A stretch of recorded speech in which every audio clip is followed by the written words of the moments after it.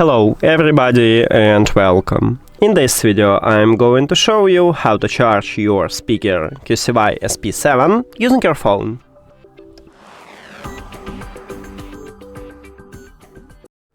All you need to have for this is just USB-C to USB-C cable. But if your phone do not support USB-C, maybe you should have Lightning to USB-C or even micro USB to USB-C. Now connect USB-C cable to your phone. Then, at the top, near to the equalizer button, we have the plug. You need to open this plug. And here's USB-C port, right here. Connect USB-C cable to this port. Now, the most important, near to the power button, you should see the red light, meaning that your speakers are charging. And that's it. Thank you for watching this video. If you found it helpful, please consider subscribing to the channel and leave the like on the video.